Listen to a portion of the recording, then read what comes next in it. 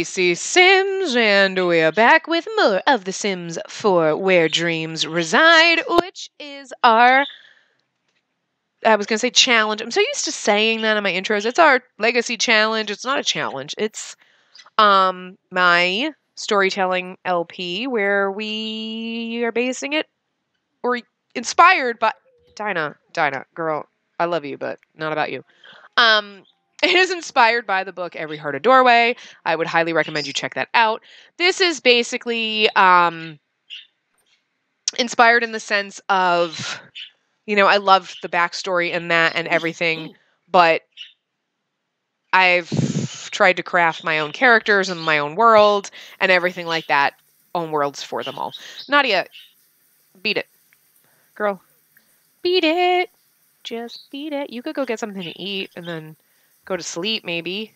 Or get coffee, whatevs. Oh my god, why are you a mess? They're all a mess. Anyway. Blah, blah, blah. Anyway. If you watched the original episode, you know. If you haven't, you should. But anyway. So, obviously, in case you can't tell, which I'm sure you can, we are following Edmund because he was the popular. He's Little Miss Popular. He and Nadia tied for second place for last episode on who we would tell whose story we would tell. Obviously, Nadia got one more vote than both of them.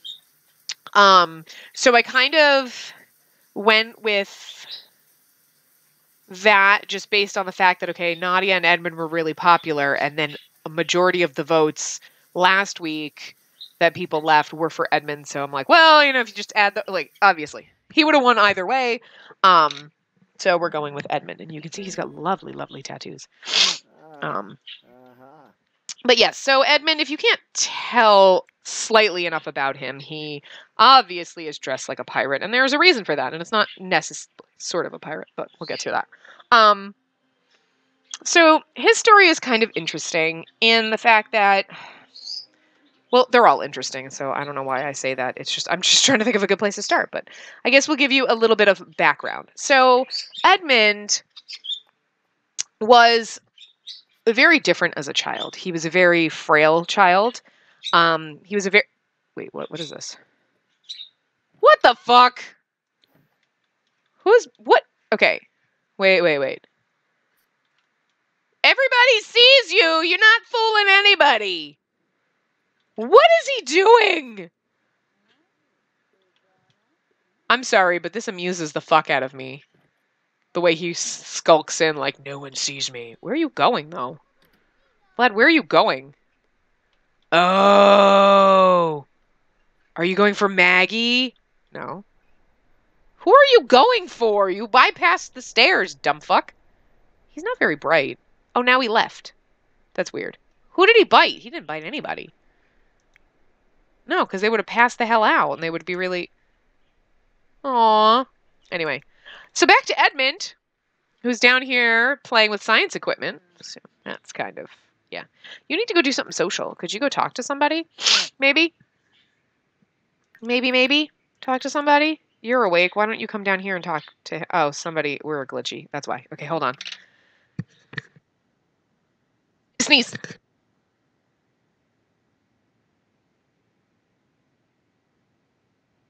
I don't think my game likes having this many Sims in the house because it's... Oh, wait. Oh, I can't click on anybody, though. God damn it.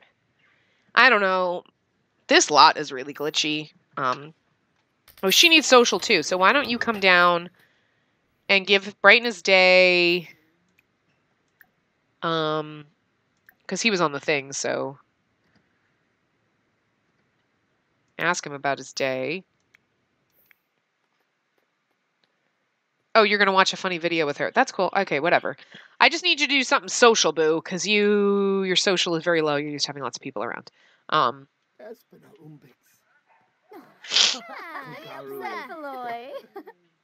He's like constantly turning so I can't see his face. But anyway, yes. So he was very much tell an urban legend. That is quite something you would do. Monkey around. Obsess about favorite video game? Sure, that works. Yeah, Edmund was bullied a lot as a child. He was a very tiny, frail weakling of a child, he was also sick all the time. So much like Elkie spent her childhood sick, so did Edmund. It was a little bit different in the fact that, like, Edmund pretty much had every goddamn illness known to man, and it's surprising that he lived at all. And the thing about that is, Edmund, it's kind of hard to figure out when to kind of put this in, so we're going to have to kind of skip around a little bit in his story. To Edmund's perspective, he was gone for about 9 years. So he disappeared around like 8 years old. Yeah, like 8 or 9. So he's like 17, 18. He's in the late 17s. Later teens, closer to more adulthood than the others. But his perspective, so that's important. Hold on. Sorry. Yeah, so that's important because his perspective. To the rest of the world, he's been gone for like a long ass time. Nobody's quite sure what decade, what century he's actually from because he doesn't quite remember. Because the thing about the world he went to is it started away from him. And I think that would happen anywhere you went. It's not necessarily everybody forgets who they are when they cross the realm into that world. But it's more like Edmund did because he had a very awful childhood. He was constantly sick. He was constantly frail. He was bullied by other children. All the people in his village kind of were afraid of him too because he was like a disease bag. Like the kid caught everything. So like think about it. Like, oh, I'm trying to survive and there's like a plague and fuck, there's Plague Kid over there. Like, you know, I mean, he's like Bubble Boy. He needed a bubble, but they didn't have plastic where he came from. So he's been gone. His family, everything, long dead. And I don't think he even I mean, obviously he knows his name, but I think there's a part of him that's not even sure if that was the name he was born with, or if that's a name that he created, or it was given to him in the world that he went to. So it's very difficult for him because time, of course, works very differently there. So obviously he's been gone for 100+ years or more, and to him, it's like it's been 9 years. So, and since he has a very, very foggy recollection, and even to him, okay, since he's got a very foggy recollection of his past, there's no way to pinpoint, like, what era. You know, he can't even tell you the year. He doesn't even know exactly where he lived. He has these vague thoughts and these vague impressions in his mind of certain things, but he also has the difficulty of trying to determine, like, okay, if I'm telling you, like, okay, this is kind of what I remember of my town, and I remember being sick as a kid, like, is that an actual memory, or is that just a weird dream that he had? Because that's what it seems like, you know? So think about, like, when you go to sleep and you wake up from a dream, you're like, oh my god, this dream is so cool. Like, what happens if in your dreams you were actually crossing into another world and you were actually living another life somewhere? You know? You wouldn't know because you just think it's a dream. And that's kind of like what his early life in this realm is like to him. So it's not who he is. It's not his identity. And it's very confusing to him because, of course, you know, he showed up on the streets dressed like this and he's scarred. So obviously, like, police, people who found him think that, like, he was abused, but he can't tell them. And he's become a ward of the state, basically, because he has no family. And he's got, I mean, hi, what the hell? Where's he going to go, you know? So he's only recently returned back to this world. So he spent about a couple of months kind of roaming the streets and not knowing. I don't want to say a couple of months. Maybe it's probably been more like maybe a month and a half tops. Less than 2 months, basically, running around in the streets in Windenburg, because, you know, that seemed the closest to his town. And so Dinah's theory is he probably came from Windenburg, like, a century at least ago, you know? But there's really no way to tell. Because he's taken on so much of this other world that he went to, that there's really not much information about his past aside from knowing that what he remembers about himself being beat up all the time, like broken bones and being weak and afraid and sick and just unable to take care of himself. And it's very hard for him to talk about those things. He'll talk about them with Dinah. He trusts her, but he does not talk about it with anybody else. He'll talk about the world he came from. And that's kind of, I think, a similar theme amongst everybody in this house is the world we live in now that's supposed to be our home and our families and all this, that's not real to us. This world that we got pulled out of where we were, that's where we belong. That's our home. But they still have some connection to their families. Like, well, that's my family, but this is where I belong. It's kind of like thinking about moving far away from your family. Like some people, like me personally, it's easy enough to do. Like I moved in high school with my parents and I was away from my sisters. We had moved when I was a really little kid away from like my grandparents and my cousins and everything. So it's like I'm used to moving. But when I moved up north, there was a lot of people who didn't even leave the same, like I worked for someone who lived in the same town her whole life. Like literally never left the town, not even the state, not even the fucking town. And I'm like, there's a whole world. Like, I mean, I know I've only lived on the East Coast of the US, obviously.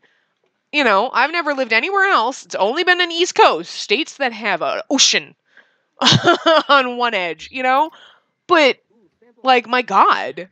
I'm like, I feel so worldly compared to people who've never even left the town. Like, I don't know, I've traveled other states. My town, I live in the town. So it's weird. But there's people like that like, oh, I live in the same town or the same area. I've never left my state. I've never lived in any other state before. And it's like, I mean, I guess, and from my perspective, that's strange, but that's because I moved around. So to me, like, yeah, okay, I don't live close to my family, but I'm used to that. I live in one state. Each of my mom, me, and both of my sisters, we all live in 4 different states. And my mom, now that my father passed away, is selling her house. I think she might have actually, like, literally put it on the market and the next day sold it. So we're hoping everything goes through. So we're going to keep our fingers crossed there. But she probably won't live in any. She's probably going to move to Florida or something. Like, we don't know where she's going to go. But it's like, she's probably not going to live in the same state with one of us. She's got to go to some place that's good for people who are retired. You know what I mean? And on Social Security and all that stuff, because you need to make that last when you're at that age. But so it's kind of funny that so many people like, oh my God, I live 10 minutes away from my family. It's so far. And I'm like, I live like 18 hours away from my mom and like 4 to 5 hours from my sisters. Like, whatever. Like, I don't know. Like, so for these guys, like I feel like it's kind of in that, like they're close to their families, but then they love their families, but it's not an issue for them to be far away or have gone to another world, because there was always there's some kind of disconnect with all of them and their families. There's some kind of trauma in all of their lives that, like, no matter how much, even if your parents were the best parents ever, it's like, I have to do what's best for myself, and being in that other world is what's best for me. And like, you know what I mean? So there's a little bit, like, some of them aren't like that at all. Like with Edmund, he doesn't even remember his family, so it doesn't bother him at all. He doesn't talk about it. The other students kind of know that, yeah, there's something weird about his past, and I think they kind of know vaguely. They don't talk about it because they at least respect that about him, but they know that he's not, like, he's only been gone for it's been 9 years to him. He disappeared when he was a young child, not like super young, but like, pre-tweens. And he, like, but it's probably been even longer. Like, they know that there's a weird time discrepancy going on. But they don't ask too much about it because they know he gets very tight-lipped. And he is I wouldn't say he's like totally jovial and outgoing. You get some, like, he will drink even though he probably shouldn't. But, Dinah is not the best like parent figure, I guess I would say. I feel bad to say that because she's not a terrible person. It's just, she kind of lets them be themselves, and she is not a parent figure in the sense of you clean your room and do your homework. It's like, you know what, you got to do what's right for you. And I'm here to make sure that you're all taken care of because your parents, your families, the state, whatever, they don't understand you. I do. I want you to be happy and comfortable. And she basically gives them a place to escape, to kind of either try to adapt back to the world, but she's not going to force it. She's not going to like beat it into them. Like, you got to do this and be a teenager. And this is how, whoa, why, what, hi. She's not going to beat it into them about like how they have to live their lives. So, yes, he's used to drinking, and she kind of, I think, she gives him that look like, you know what, you shouldn't be doing that. And he knows, so he tries to be better about it. Because obviously where he came from, that's totally fine. So let's go into that. Now that we've spent half of the episode talking about that. So Edmund is, yes, he is a pirate, but he is a steampunk pirate. So you may not be able to tell from his outfit here, but he came from a world. Hi, where are you going? That's why he loves the science equipment so much, because yes, there was pirating, much like we think of pirating, steam contraptions and the gears and it's just like, it's like a beautiful blended world. And I kind of want to go there, honestly. It was called the Empire of the Cirro Stratus. Empire of Cirro Stratus. Thank you for being able to speak today, Spacey. Jesus effing Christ. And it's basically an empire in the clouds, because that's basically what he did. He sailed a steampunk airship. So think of, when you hear that, you can picture it in your head. You know what it looks like.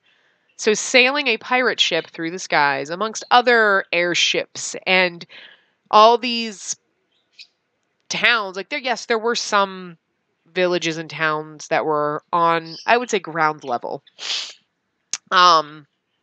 But those were rare, and those were strange, and those were places that you didn't go. They were very dangerous. Like, think about if you got dropped in the middle of a very unexplored jungle. You'd be like, what the hell? Australia, everything is poisonous. Sorry, Australia. But you know what I mean? Like, if you got dropped in like some kind of weird jungle, like everything is dangerous. And oh, no, I didn't want you to go to school. Fuck. Shit. Okay. Can we like not go to school? Can you come home? Can you come home? Can you go here and not go to school? I don't want you to go to school. I don't want you to go to school. I totally forgot. Everybody gets a day off when we're telling you about their stories. So my game is glitched because, as one of you guys kindly pointed out, that sometimes it does that when you have lots of teenagers on the lot and they're all going to school. It gets all glitchy and janky. And I did not know that because I never have like 10 fucking teenagers on a lot at the same time. Okay, we only have 9, but still.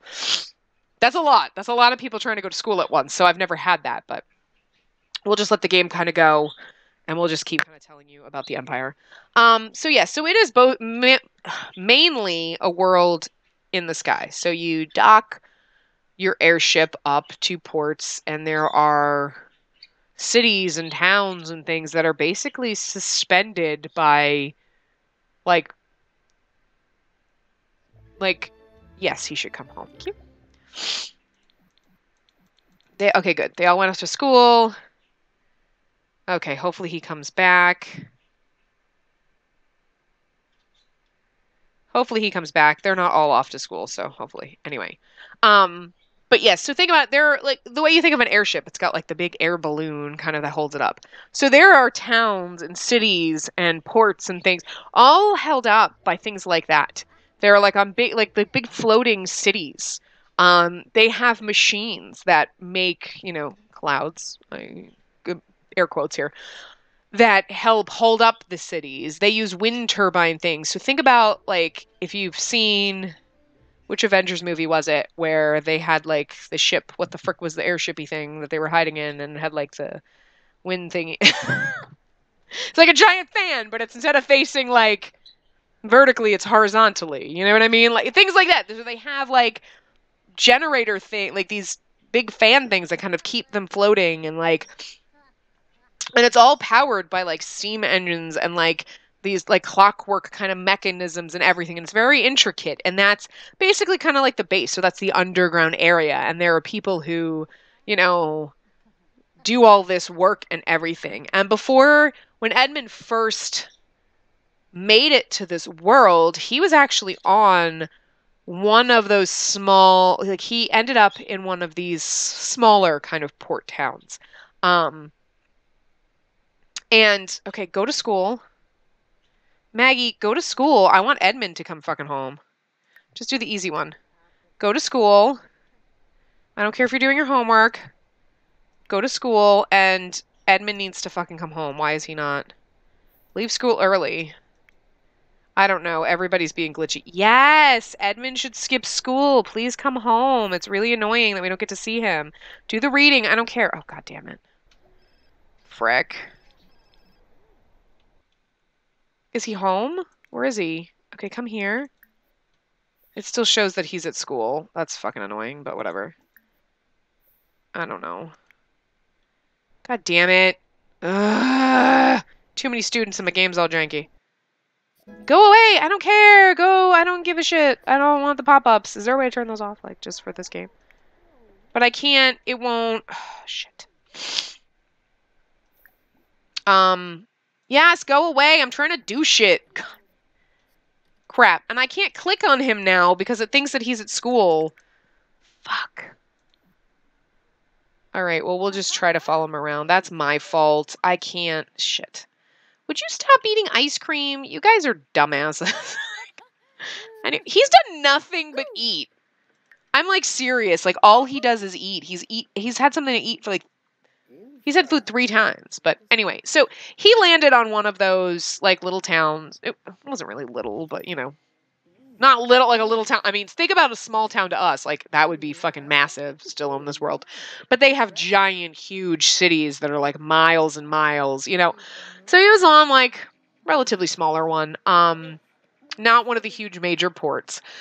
But and even though he was a weak child and he was used to being bullied and everything, he was the perfect prey for a madman. I wouldn't say madman, but like someone who basically extorted laborers. And that's kind of the people who ran the machinery and did all this, like orphan children, people who were really desperate for work, the really poor people in the town. I almost like slave labor, you know?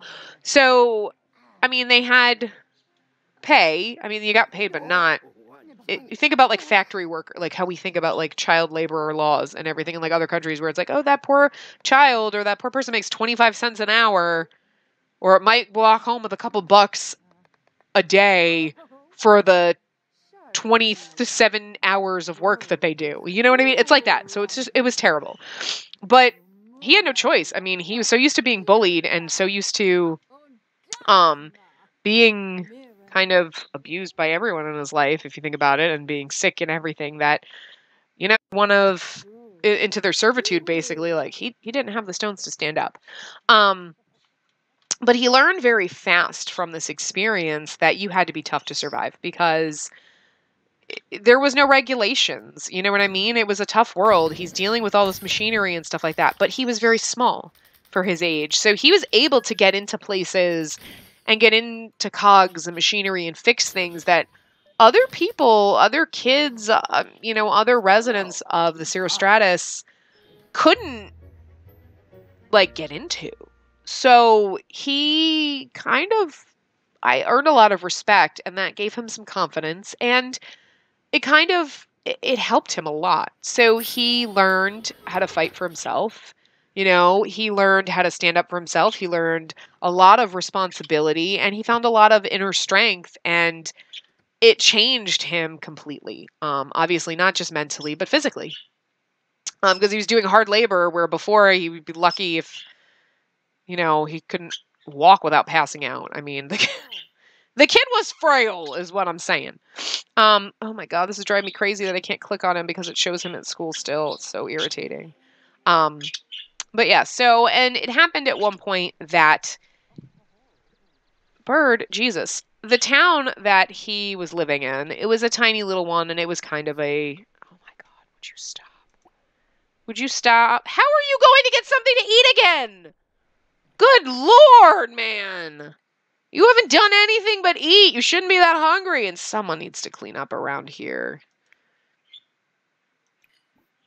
It's going to be you, dear, when you're done eating, because throwing this out because no one's going to eat it and it's all melty. It's not really, but for fuck's sake, dude, you have got to stop. But kiss hands. Girl, that's inappropriate. He's a teenager. Talk about cooking. Brighten his day. We should adopt him as a care dependent because he is our joke about politicians. But yeah, so this tiny little town was actually not one of the nicer towns. It was very shady. It was very rusted and kind of falling out of the sky. And it was a very easy target for pirating and everything like that, and looting and wars with other towns, because these towns float around. So like, it's not like this town and this town are always this far apart. No, you better watch your shit. Like, they'll take over your airspace. And the towns could basically, like, if think about it now, like if you think about like a war or whatever. So say you had two small little towns fighting. Okay, we're gonna take over your town. We might expand our landmass. You know, we're gonna fight with the town next to us and we're going to take them over, so now we're bigger.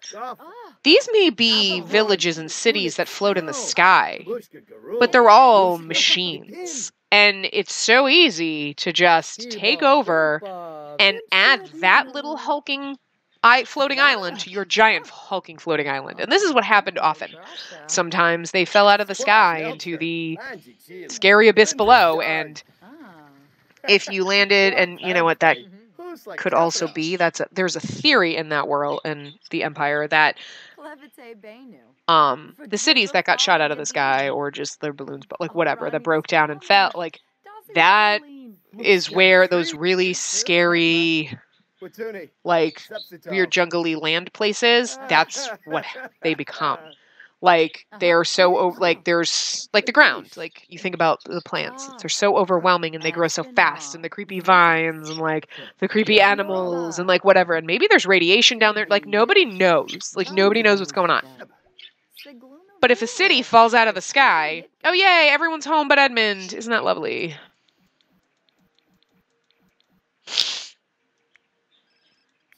Why are they all getting phone calls?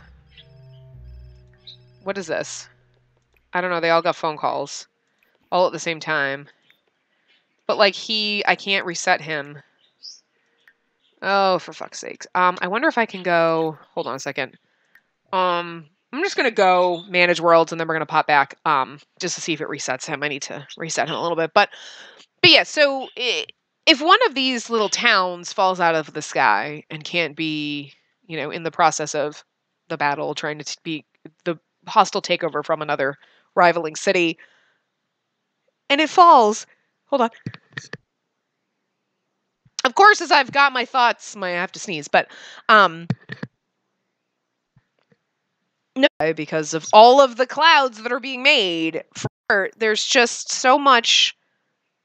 It's almost like there's like a line, you know. Like, have you ever been in a plane when you go to take off? And you see the ground, and then you go through the clouds, and then all of a sudden you're above the clouds. Like, it's like there's this line that you pass through. You know, it's like, okay, here's where the earth is. Like, here's the ground and the sky. And then there's this wall of clouds, and then there's above the clouds. And you can't, it's like that. So it'd be like flying in a plane and you're looking down, and all you see are like clouds and things. And maybe every once in a while, a little bit of something sticking up. And there's actually a place in the Empire where nobody gets close to it. There's always like a 50-mile radius kind of around it that nobody goes, but you can see it in the distance if you're flying near it. It's basically like a point where, like, oh, I know where I am. That's a point on the map, you know, because the towns are always floating around. There's a few of these places, but where you can see shadows poking up out of the lower level clouds. And it's theorized that those are wreckages of huge cities that have crashed throughout all of their historical wars and everything. Because there's always minor skirmishes. There have been huge wars. There's always some kind of battle going on. That's why there's pirates. Like, they will go and loot and do things, like with cities that are crumbling.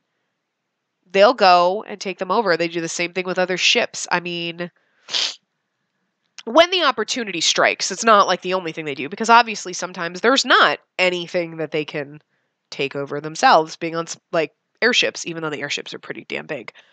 But you know, what they usually do is they're running things. Like, okay, this town, we're running, maybe it's weapons, maybe it's parts, maybe it's, you know, we're transporting people, like slaves, from one city to another, where they're the go-betweens for trade, basically, in their off time. That's a majority of their time. Their off time is basically the pillaging and looting. So, like, hey, these two cities are in a war. We're not getting in between. We'll be the go-between and bring city A stuff from city B and do their trade stuff. And they're the ones that do the negotiations for the trades, because the cities don't deal with that crap, which is weird. You know what I mean? But that's kind of why, if a larger city wants to take over a smaller one, it's so easy. I'm sorry, I'm just like rambling, talking, and like not even going. Okay, there we go. And that's why, you know, it's so easy when they have all of these wars. It's so easy to get into wars.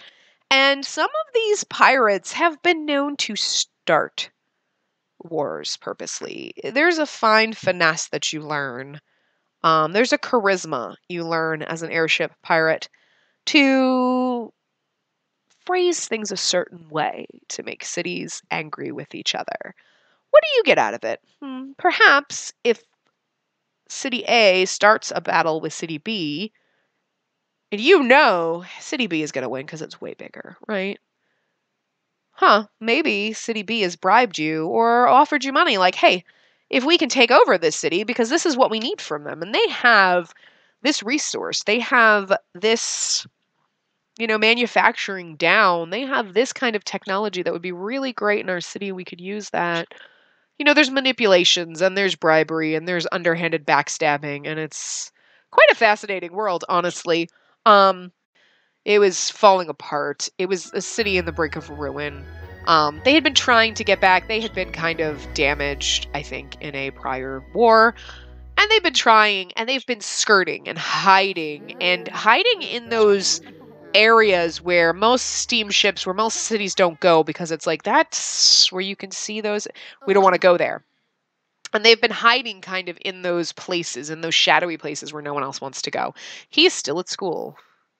Can we leave school early? Okay, there we go, even though he was home, but that's fine. Great. Awesome. Thanks, Edmund.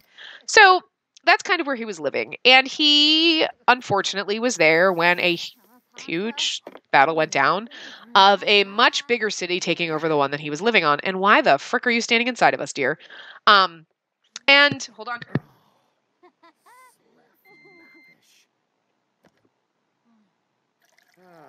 And in the process of this kind of battle taking place, this was actually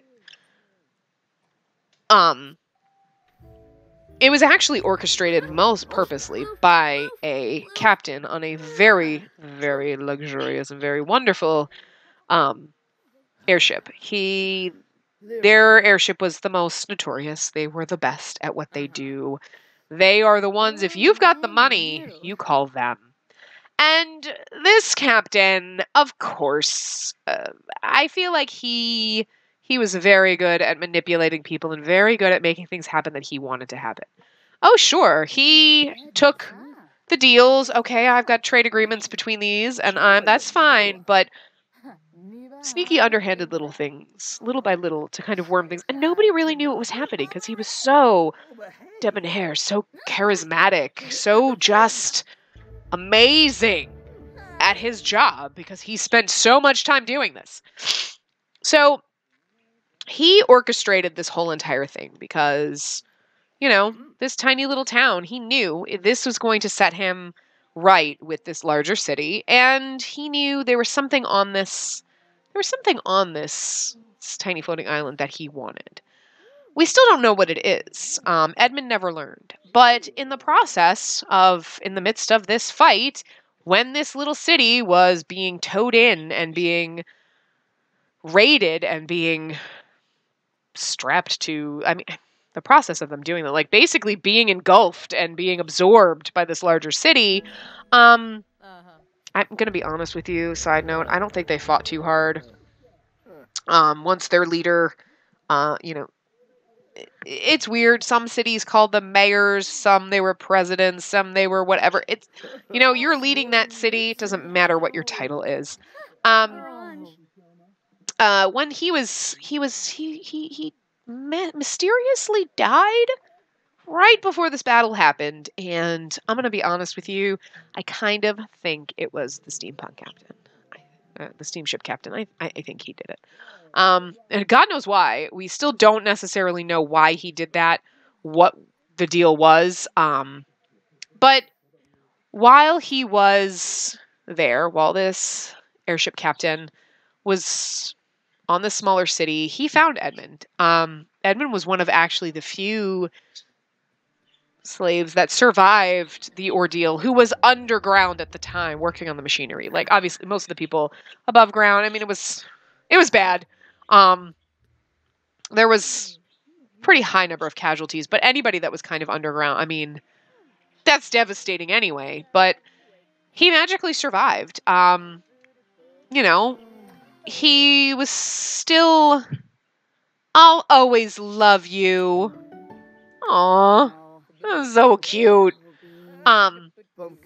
So this airship captain kind of took a liking to him instantly, like, hey, this kid who's a little scrawny, but you can tell, and he's beat up. Obviously, some of these scars he got from his childhood, like from, you know, living in the dregs and working on all this machinery and constantly being beaten up by older people. And the fact that he survived, and he was, I wouldn't say he's quite as frail as he was. He'd obviously grown a little bit a year that he was living that life. This captain took a shining to him. Like, obviously, Edmund had, what would you say, gusto or something. You know what I mean? He had something in him. He was a fighter. He had, you know, this spark. And the captain loved that. And he kind of took him under his wing and adopted him basically like a son. So he, with the guidance of this captain, Edmund kind of overcame his illnesses, obviously, like, just because he built his immune system. Living in this strange place was actually, like, better for him, you know? He got stronger, he became less afraid, and he actually became quite a confident junior captain. He would often take, I'll always love you. That's what she's gonna say. She will always love you. He had a smaller ship within the captain's fleet. It was kind of like, think of it like an away ship in Star Trek, you know, like we've got our little shuttles. It's not quite that small, but, you know, smaller ship that was used for smaller runs, things where the larger ship couldn't go, or, you know, we're in the middle of doing this thing. We got to take you. You got to take this little schooner thing, you know, and it's much faster because it's smaller. And the captain trusted Edmund to run that. And so Edmund spent the last few years of his time there being a junior captain and basically being prepared to take over when the captain died. And he's not necessarily sure how he ended up back here. He knows that he was on a run for the captain. They were fired upon in the ship, and Edmund's suspicious that perhaps the city that he was traveling to was a little bit pissed at the captain for some reason, and thought that, you know, either the captain was going to come, or knew that Edmund was running this mission and it would hurt the captain. So Edmund, again, he doesn't really know why it happened. He doesn't necessarily know how it happened. He's suspicious that it had something to do with why the captain wanted the city that he had lived in taken over. Whatever he was there to find.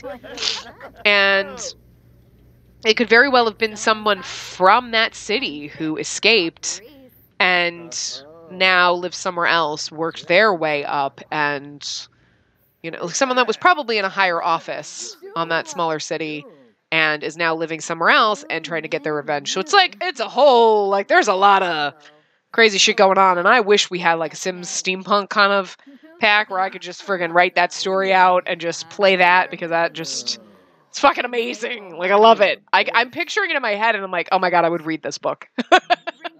I would read this book.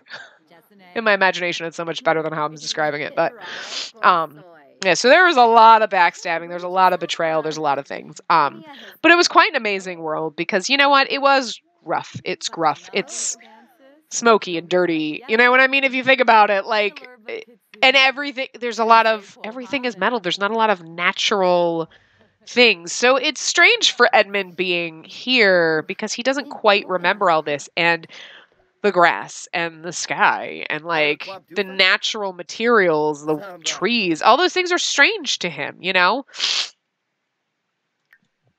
School teaches important things. It's all strange. It's very strange to him. Like, he's heard stories of things like this. But I'm not really actually reading those. I'm just clicking things. Like, whatever.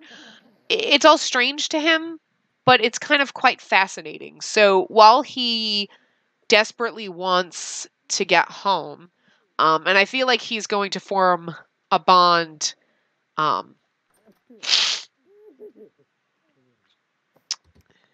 with Sloane. Yes, I was combining her name, first name and last name. I was like, Sinead is not her name. Yes, Pineda is her last name. But I think Sloane is very, we'll kind of get to her story when we get to her, but she is obviously very scientific-y. So I feel like his bond is going to be closer with her, because she could potentially be the one that would help him get back, or figure out what happened. So while he is intrigued with all of the things here, like the nature, it's like, I'm really intrigued, but I'm a little scared, because he's always been taught to fear those kind of things, because they've told stories. Like, he's heard stories from the super old timers, you know, in the Cirrus Stratus about these things, about trees and grass and the greenery and things like that. But all of those places are long since hidden and lost, and there is some kind of weird possibility that there was a lot of radiation from all of their steampunk, or from a lot of the equipment or things that they built, the technology that they had before they lost control, and now have kind of almost, it's possible that they've had to regress back to doing like the gears and the steam driven things and mechanical items, and you know, now all these floating cities, to get away from all of the other technology, which you would think like, oh, the technology of a watch, okay, we've known that for ages, and like, ooh, but computer technology is so much more. We couldn't build a goddamn floating city out of gears and freaking steam power and like mechanics and shit. Holy hell! If someone did that, like, look, here's a goddamn city floating in the sky, you'd be like, that's like magic! You know what I mean? So it's a different type of, I mean, yes, and physics could quite be I'm not a physician. I'm not a physician. I'm not a physicist. I'm not a physicist. I don't know these things. But you know, the physics of that world could be quite different. I don't really know. I've never been there. And like, Edmund doesn't know these things, because he was like freaking alive in like probably the 17 or 1800s. Who the hell knows? So like, you know, so he also wouldn't understand the technology that may have existed prior that kind of caused the devastation of the actual Earth, because this can't just be a world of sky. Like, you're flying around. Like, think about it. Like, planes don't just float around. Sorry, the Earth is not flat. Planes don't just fly. There's a gravity, there's an Earth, and we're round, and you fly around the globe. But there's got to be something in the center, under all of those clouds, under all of that steam and smoke. But nobody knows. They see the shadowy things pointing up in the distance, but nobody gets too close, because it's like the crazy lore and the suspicion, like your superstitions and things like that are just like, no, we stay a certain range away, we fly around, we don't go near that. You know, and it's weird because they fly around that, but there is, you know, Edmund swears one time he saw some kind of weird reflecting light. And they're like, oh, you know, it's just a trick of your mind, because that's such a place of superstition and like haunting and stories that, think about it. Like if someone's telling you spooky stories about scary woods and then you go out in the woods, you're like, I'm scared of the woods, even though there's nothing to be scared of. Maybe, except for the people that are going to murder you and jump out of the bushes and stab you. But, aside from that, but, the more he talks to Sloane, the more it's possible, like when he talks about things with her, about his world, that I feel like she would kind of understand the most, because to her, in her mind, she's thinking that society was probably had a different technological path, kind of fucked it up, and they kind of reverted back to this because it's safe, because they can manage it and maintain it, and it's not going to destroy them. I mean, kind of, but it's not going to destroy them like friggin' nuclear power or radiation or all that other crazy shit that might be on the actual planet below. And she thinks that the gleam that he saw wasn't just, oh, it's your mind playing tricks on you, or trick of the sun, or the light, or whatever, that it might actually be a force field. That there might actually be ancient technology that's creating a force field around these areas, after the Great War, when there's a possibility that it was the beginning divide, where the people who lived on the planet had a certain technology and people were starting to take to the skies on these mechanical flying island cities. And that's when the battle started. And that's why, yes, there are these mechanical cities that have crashed to the ground that are being taken over by these crazy radioactive vine things. And it's weird and scary, but there's a force field around it to keep them away. But who put those force fields? Are there people down there still?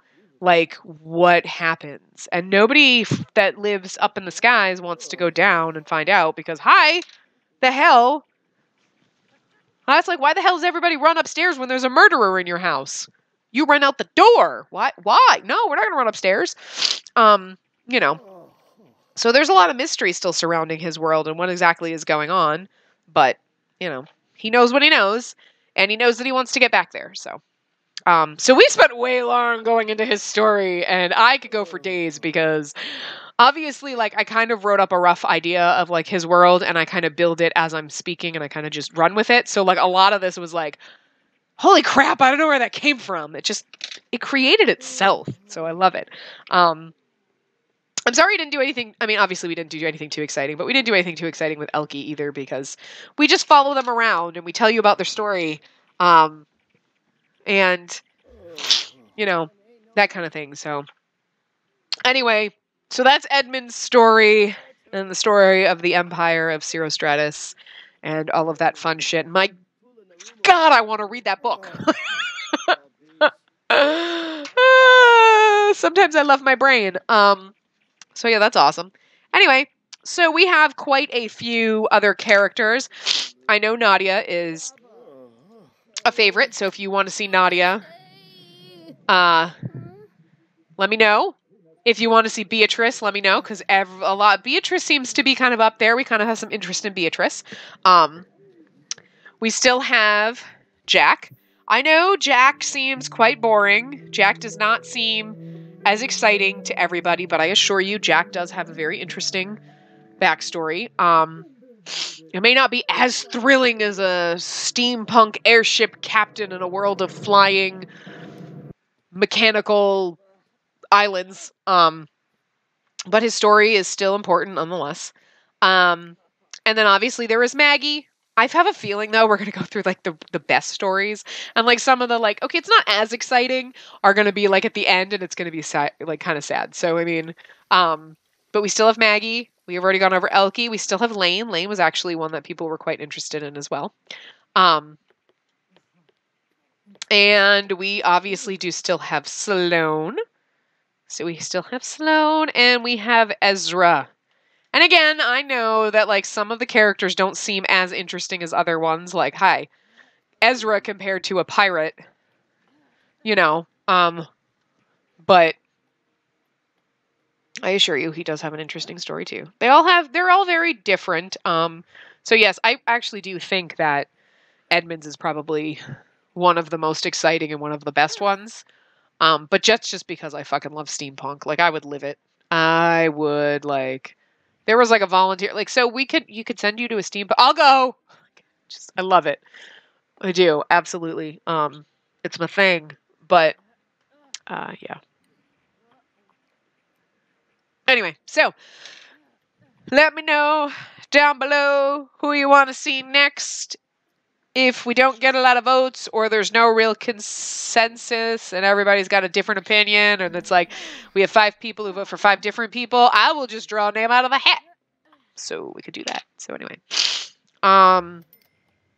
Or you could pick a random number. I'll assign them all a number. And you can pick a random number. And we can do that too. That'd be a fun way to do it. That's a fun way to do it. I don't care who you want to see next. I actually do.